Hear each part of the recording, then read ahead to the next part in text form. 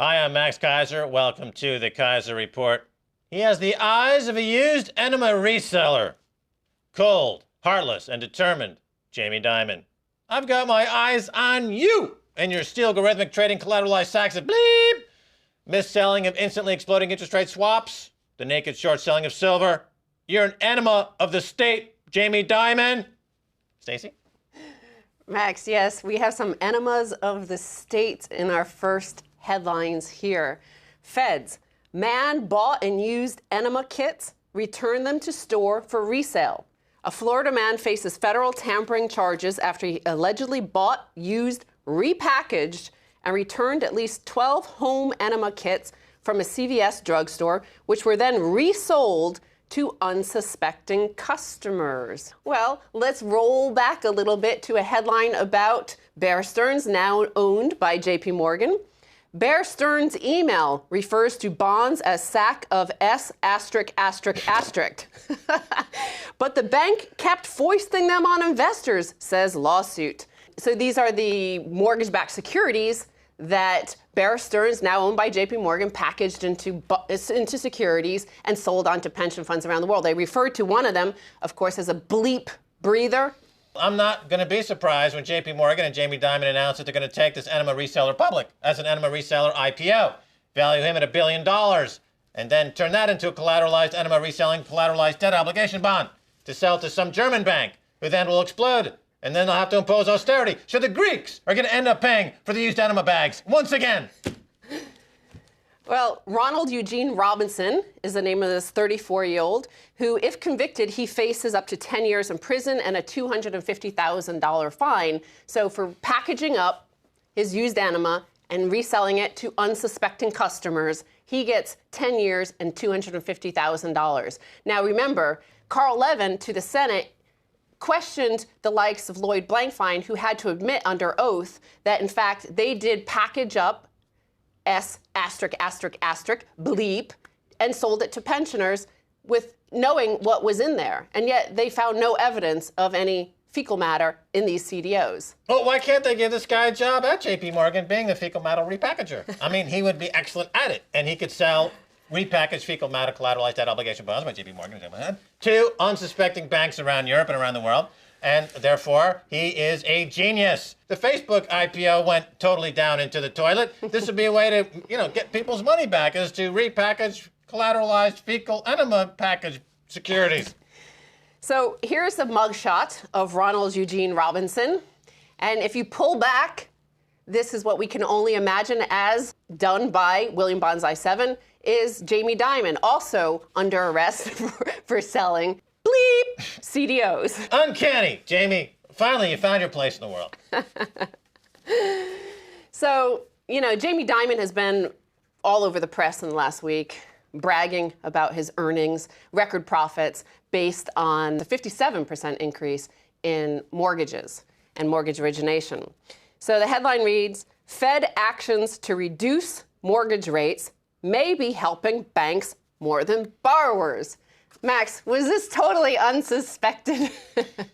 No. Remember, the whole plan of the central banks is to, bail out the banks. The banks claim that they're systemically important to the system and they need to bail them out. They took all the money from the government, who is imposing austerity measures. And people talk about inflation and deflation. It's really about transflation. And transflation is transferring wealth from the poor and middle classes to Jamie Dimon and JP Morgan. It's transflation.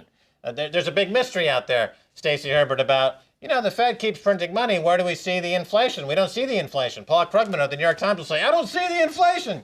Well, it's not about inflation. It's about transflation, which is working beautifully. It's about putting money into the pockets of the top 0.1%. The inflationary death spiral is coming. That is the next chapter. The bond market is on the cusp of collapse, the sovereign bond market, particularly here in the UK. Behind me, the gilt market, the British sovereign bond market is on the precipice, ready to crash. We're going to be witnessing it right here. UK bond market crash. I can't hardly wait. So it's transflation, meaning we're all trannies now? Well, especially down here on Old Compton Street in Soho, you'll find a lot of trannies and Mark Oten. So again, Fed actions to reduce mortgage rates may be helping banks more than borrowers. So they reported record profit to the bottom line, Max. And according to the story, those bottom lines have been padded by federal initiatives to stimulate the economy. The Federal Reserve is spending $40 billion a month to reduce mortgage rates to encourage Americans to buy homes. Instead, its policies may be generating more benefits than banks and borrowers. As we've said here, Max, this is the intention of it. It's never, ever to help the consumer, maybe by like a fraction of that. And the consumer, the formerly known as a citizen, gets behind this campaign. Yes, give the banks more money because they might help us. Well, the next move in rates is higher, and with all the adjustable rate mortgages, particularly in the UK, that are tracker mortgages, are benefiting from this artificial move down in rates from the Bank of England, and around the world you see the same thing. Now those tracker rates are going to be adjusted upward as the bond market collapses because the velocity of money is now set to surge. Therefore, the homeowners that are enjoying a bit of a dead cat bounce are going to say hello to the resumption of the primary bear trend. But, the likes of Jamie Dimon and Wells Fargo are those sort of people that Mitt Romney was talking about. Those 47% is actually only 1% of the population living off the kindness of the government. These are the ones sponging off the government. All their earnings are from government-backed, JP Morgan. You look at their balance sheet. It's all Fannie Mae and Freddie Mac, i.e. the taxpayer, the government, backing all their mortgages.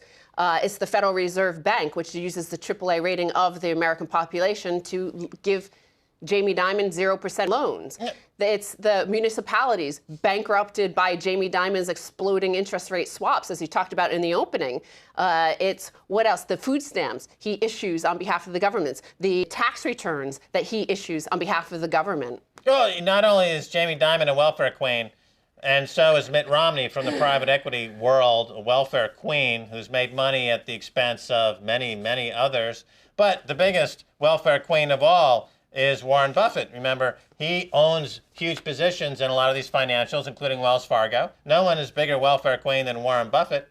Now they're all going to, go to be roasted on the rotisserie of inflationary and currency collapse, and Warren Buffett will rue the day he cast aspersions in the direction of gold.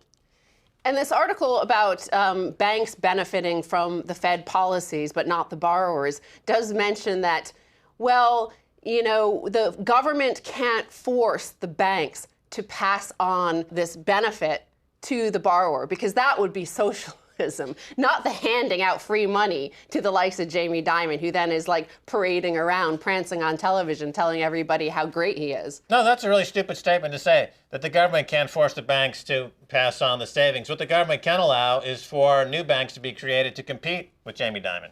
But they don't allow new banks to form. They're instead encouraging banks to continue to consolidate to become too big to fail. Yeah. Same thing in the UK. If they let new banks be created here, easily 10 or 15 new banks, that would be simply in the service of the customer instead of being in the business of ripping people off and gaming the system. That much of the financial crisis would be behind us. But they don't let that happen because the regulators and the politicians here in the UK and around the world and in the US are in the pocket of the kleptocrats like Jamie Dimon.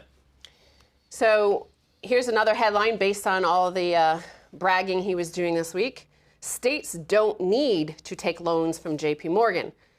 This is from Reuters, and they're noting that Dimon said this. He said, quote, "Okay, ha ha ha. This company, JP Morgan and Chase, went through 06, 07, 08, 09, 2010, 2011, 2012, never lost money in a quarter, didn't need TARP, and was there for a lot of people when others weren't. California, New Jersey, Illinois, hospitals, schools, businesses." So here is Jamie Dimon claiming to have been there for California, New Jersey, all these states, hospitals, schools, businesses like Jefferson County, Alabama, which he bankrupted and had to pay back some of that money and a little fine, not admit any wrongdoing, right? But Kate Long here in Reuters mentions that he might be referring to the 2010 bridge loan to California, for example, which is 1.4% for $6.7 billion for 1 month that JP Morgan loaned California. But then she notes that it was a 1 month loan, which was $4 million more than California itself then their bonds were trading on the market. So they could have raised the money themselves. But she also notes that there is Section 4 of the Federal Reserve Act notes that the Federal Reserve open market operations offer short-term loans for states. So they themselves could have gone to the Federal Reserve, borrowed the money for 0%. Instead, they go through this middleman of JP Morgan. So what is that but a racket? And John Gotti.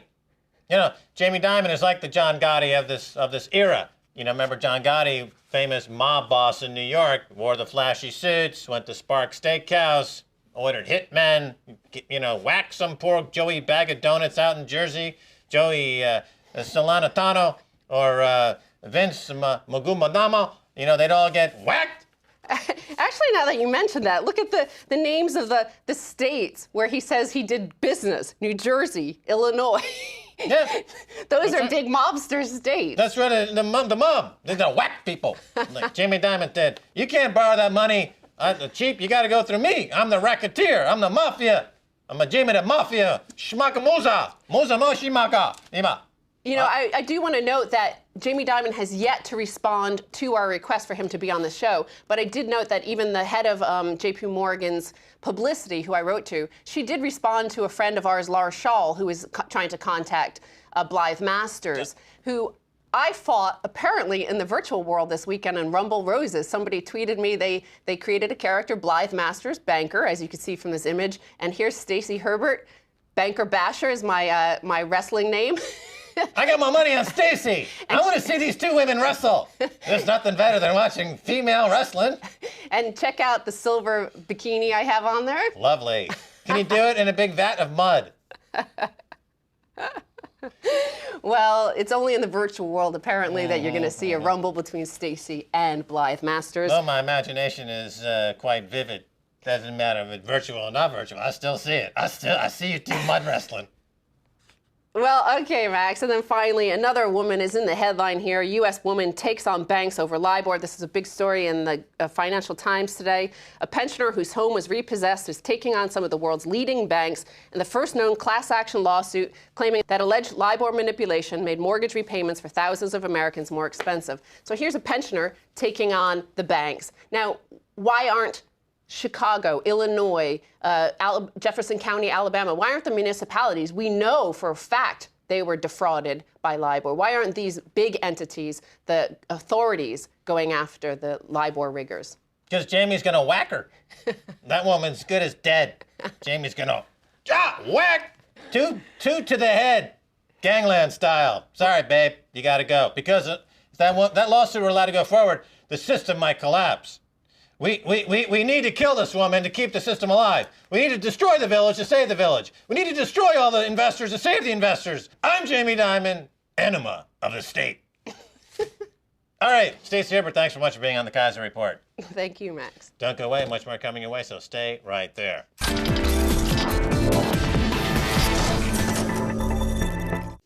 Welcome back to the Keiser Report. Time now to talk to Rowan Bosworth Davies, a former fraud squad detective with Scotland Yard who now works as a specialist financial crime consultant. Rowan, welcome to the Keiser Report. That's nice to be here. Thank you. All right, Rowan Bosworth Davies, let's talk about the City of London, the global cesspit of fraud behind us. Martin Wheatley has been brought in to clean it up as the head of the newly formed Financial Conduct Authority. Isn't the word conduct downgrading the fraud criminality rampant in the heart of the city?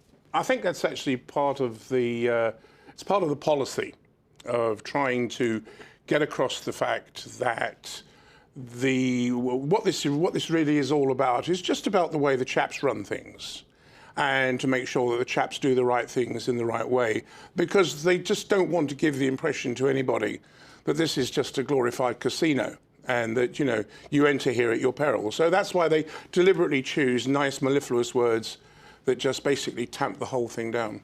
Now, Rowan, a casino, that's often used to describe the City of London or Wall Street. But in a casino, people do have a chance at making money. But what we're seeing here with these crimes against capitalism and society at large is that people are just having their money stolen from them. They have no chance of making money. There's a difference there. It would be good if there was a casino that would at least have some ability to make some money. But here you have nobody. They're just stealing money, right? The problem is the people making the money are the insiders. And so when you go in there, I used to think that we ought to have a sign over every gate to the City of London, a big sign saying casino, you know, abandon hope or ye who enter here, like they used to have over the Tower of London. Rowan, you're talking about insiders. Okay, when David Cameron, the Prime Minister, talks about the aspiration nation, he's not talking about the vast majority of the population here in the UK. There's only a few insiders, and they're manipulating the system, and they're pilfering cash. So that's well and beyond just operating casino whorehouse. Oh, absolutely. No, they're doing this for their own benefit, entirely for their own benefit. All right, now on your website, you write that Martin Wheatley, has handed the banksters and their capos a get-out-of-jail card. Now, of course, the use of capos there, you're inferring organized crime. Yes. Okay, so explain the get-out-of-jail card. Okay. One of the big problems that we've had in this country, certainly being committed by the banks and the financial institutions in the last recent years, has been a thing called mis-selling. Mis-selling of financial products to people who are too gullible to realize what they were being sold. Products that were not fit for purpose, they were not fit for their use, but they were told if they wanted a loan, you have to have this insurance product. The problem was with this concept, what they were doing was this was one huge, massive exercise in fraud. It was an institutionalized level of fraud, and it should have been dealt with as fraud. And people should have been prosecuted, and people should have gone to prison for it. Now, the other morning, Martin Wheatley came along, and he was interviewed on Radio 4 on the Today programme. And during the course of that interview, Evan Davis said to him what was going to be his policy towards issues such as mis-selling. Because he said, this is a major series of crimes, 10 billion pounds worth of crime, which is the money's being allocated to pay these people back. And Martin Wheatley said, they're paying the money back. And Evan said to him, yeah, but what happens with other other thieves, he said, is if they get caught, they are made to pay the money back, but they also do jail time as well. They go to prison. And Martin Wheatley said, I think the word thieves is a very strong word. And he said, and we in the Financial Conduct Authority, he said, we look upon mis-selling. He said that this is professionally incompetent, but we look upon mis-selling as a very long way indeed from fraud. Now, what he was telling them, these people aren't stupid, and they were listening to this. And immediately what he's done is he's told them, as far as we're concerned, you can carry on with this kind of behaviour. Fraud is now back on, it's back on the agenda again, because we don't consider it as a crime. We just think it's a very long way. For me, what he did was he handed every single one of these guys a get-out-of-jail card, because the moment they get turned over, they're going to say, well, hang on a minute, the head of the FCA said this was okay. Right, so he's, to use the parlance of our day in American politics, it's like an Etch-a-Sketch toy. You just flipped it over, shook it, and it's all over, starting from scratch again. Starting from scratch all over again. Doing the same crimes all over again, but on a bigger scale. Yeah, I would imagine. Okay, so he also suggested, Martin Wheatley did, that in a recent interview, that in the future, it will be a crime to rig LIBOR rates for financial gain. Is it really not a crime now? How come it's always in the future? What about right now? First of all, let's deal with those issues one by one. First of all, let's get rid of this idea that it's not a crime now. It is a crime now. There are at least two major areas that people who have rigged LIBOR could and should have been investigated, and if the evidence was there, should have been prosecuted for. One of them is an offence under the Theft Act, the offence of false accounting, under Section 17 of the Theft Act. And because in false accounting, it's where you create a record which other people require for an accounting purpose. Well, that's clearly what LIBOR is in terms of working out what interest rates are going to be in other persons' areas of need. But there's also the more generic common law offence of conspiracy to defraud. And these people, anywhere where two people agree together to do an unlawful act, or to do a lawful act with for an unlawful purpose, it's a conspiracy to defraud. And these people could and should have been investigated. But the trouble is, as we've seen so often for so many years, the city fathers, they don't want this message to be publicly aired. But actually, this is just a sink, a nest of thieves. So much better. What we do is we calm it all down. We bring in some new chap who understands the way the chaps work, and we call for a new reviews. We have a review, and then we start talking about new laws. It's going to take at least a couple of years to get these new laws onto the statute books, by which time all the people who've been heavily engaged in all the skullduggery and the shenanigans up to now are just going to quietly be forgotten, and they'll just slide away scot-free. So we're not talking about a conspiracy theory. We're talking about a conspiracy. We're talking about a conspiracy. No, this is no theory. This is reality. All right. Now, here's the big question, Rowan. If it's a crime now, why can't a detective from Scotland Yard go arrest people today? Because Scotland Yard have been deliberately and specifically engineered out of the process. How do they do that? Well, politically, they're simply told, this is not an area that we want you to investigate. But that seems remarkably cavalier on the part of any government to simply remove any type of criminal prosecution from an entire sector of society. Let me give you an illustration. When I was a detective, I could go out on the street, and if I had the evidence, I could arrest a man for an offence, say, of murder, an offence for which he could go to prison for life. I could arrest him, I could take him back to the police station, and if I had the evidence, I could charge him with the offence of murder. And I've done that. Without anybody else's authority or say-so, I could charge a man with offences, serious offences, that would get him life imprisonment. But the moment you came to investigate the financial sector, even in my time, the moment you came to investigate the city, the financial sector, even for offences that carried as a maximum 2 years imprisonment, everything you did had to be reported through the department. In those days, the Department of Trade and Industry, which was the city regulatory agency in those days. You had to report it to the Secretary of State, and he had to say whether or not these people could be charged. So there was always a level of political oversight about what was going on over there, so that Mr. Plod wasn't allowed to exercise his authority unfettered. It's always been the same, and it will always stay like that. This is Britain. It's the way we do things. So do the police in this country know that when they're being asked to cut back on wages and when they're having their pensions stolen from the city of Wall Street, this is on behalf of their agreement then to not prosecute their terrorists? In other words, there is a notion that these are acts of financial terrorism, and in fact that the current government is allowing terrorism in the state to occur unchallenged. Financial terrorism. They adhere to an ideology not unlike any other extremist or terrorist, and it's being allowed to thrive here in the city. Did the police, are they upset that the government is giving their blessing to terrorism right here in London? Well, are they upset about it? I probably have to sort of kind of step back from the word terrorism. It's a phrase you use. What would you call it? Either terrorism or pedophilia? No, what are you more comfortable with? Because these people are being raped financially, and Scotland Yard's doing nothing. No, it's not that. I call this organised crime. Well, why aren't they doing anything? Because they are not being allowed to. Professionally. That's not acceptable. You can't say, well, why should anyone... Look, here we have Aston Walker, a.k.a. the Birmingham looter. He served 4 months in prison for looting 200 pounds worth of clothes from H&M. However, he's never offered a deferred prosecution agreement he's given to banksters who steal billions. Okay, why is it wrong, then, to burn down these towns and say, if you don't want a society that runs on any law and order, let's burn it all down. Burn it all. Why not? Tell the people why they shouldn't burn this city down. Well, I think there's no law and order. You can't.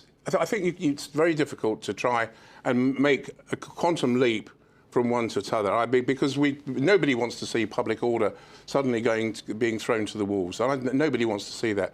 But what I think people do want to see is a far greater degree of aggressive, dynamic prosecution being brought against the city banksters, the people who I say are organised criminals. They're committing organised crime. I have written many times that what we need in this country, certainly in the United Kingdom, we need a series of targeted prosecutions of chief and senior executives of financial institutions, you would see a tsunami of compliance. There would be a tidal wave. All of a sudden, these complacent people who've been spending not enough money on providing compliance issues, they'd suddenly get in line, because the last thing they want is to be prosecuted. And the city fathers know this. All right, and this is what Roland, they lobby against. What you're saying is blindingly obvious. And the only conclusion one can make is that the current government, David Cameron, is a corrupt scumbag. All right, listen, Roland, we're out of time. Thanks so much for being on the Keiser Report. It's a great pleasure. And that's going to do it for this edition of the Keiser Report with me, Max Keiser, and Stacey Herbert. I want to thank my guest, Rowan Bosworth-Davies. If you want to send me an email, please do so at kaiserreport@rttv.ru. Until next time, Max Keiser saying bye, y'all.